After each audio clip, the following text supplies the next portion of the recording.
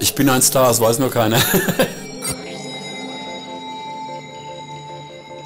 Erfolgreich in der Szene ja, aber Leute, die keine elektronische Musik kennen oder hören, die kennen mich natürlich nicht. Also von daher bin ich ein ganz kleines, unbekanntes Licht. Mein Name ist Bernd Michael Land, ich komme aus der Nähe von Frankfurt und bin Musiker und Sounddesigner und Klangkünstler.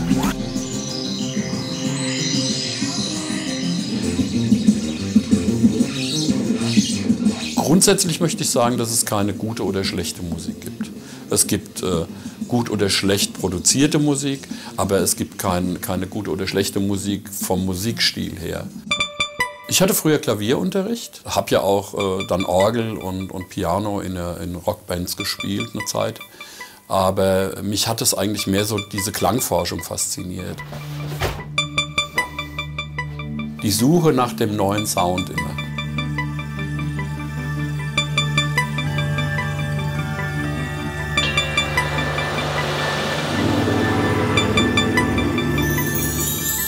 Angefangen habe ich 1969 noch mit Bandmaschinen, mit Tonbandgeräten und Sachen aufgenommen und dann wieder verwurstet und überspielt und mit Effekten bearbeitet. Und 1970 habe ich dann meinen ersten Synthesizer bekommen. An der elektronischen Musik hat mich fasziniert, dass es keine Limits gibt. Man kann ja eigentlich mit einem elektronischen Synthesizer fast jeden Klang mehr oder weniger authentisch reproduzieren. Es gibt Leute, die machen heute nur noch einen Rechner auf, damit kann man auch Musik machen. Ist aber nicht meine Welt. Ich möchte schon den Klang so aufbauen. Ich möchte sehen, wie der wächst. Und das passiert eben mit diesen Patchkabeln.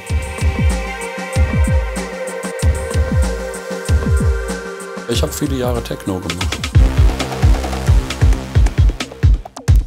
Unter dem Pseudonym Aliens Project. Da wird natürlich Musik für die Füße gemacht, da wird getanzt. Musik ist ja so ein bisschen der Spiegel der Seele, ne? Das ist ja alles in Veränderung immer.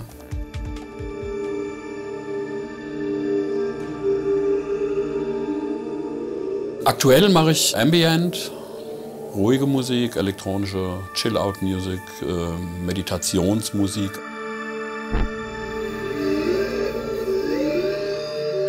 Meine Fans kommen eigentlich aus der ganzen Welt. Ich habe mehr Fans in Kanada und Amerika wie in Deutschland. Ich habe viele Fans in Skandinavien und ein paar auch in Japan. Das sind Leute, die haben die Musik schon in den 70ern gehört. Die sind aufgewachsen mit Tangerine Dream, mit Kraftwerk, mit Jean-Michel Jarre und so diese großen Leute der elektronischen Musik. Früher war ich wesentlich quirliger und musste immer in Bewegung sein. Also da Party und Motorradfahren und das und das. Wenn man dann mal über 60 ist und mit grünen Haaren rumläuft, dann ja, wird man schon ein bisschen komisch angeguckt, aber ist ja mein Kopf.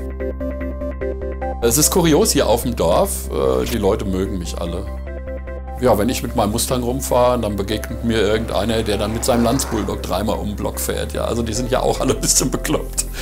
Nur auf eine andere Art, aber irgendwie, die Leute sind sehr herzlich. Ich mag hier eigentlich die Leute hier lieber als in der Stadt.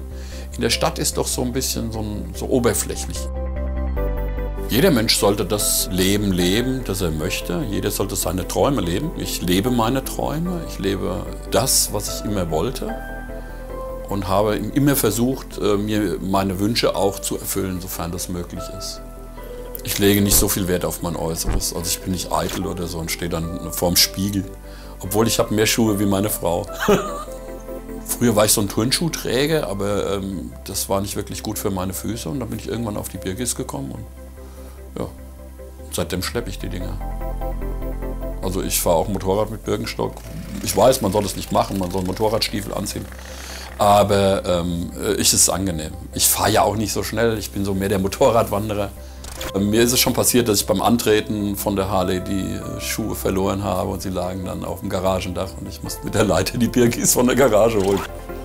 Die Meinung der anderen Leute hat mich nie sonderlich interessiert. Ich habe immer gemacht, was ich wollte, immer mein Ding gemacht und ich muss auch sagen, mir ist das Schnurz, was andere über mich denken. Und ich habe eine goldene Spritzpistole, ich war mal Weltmeister im Airbrush 1977.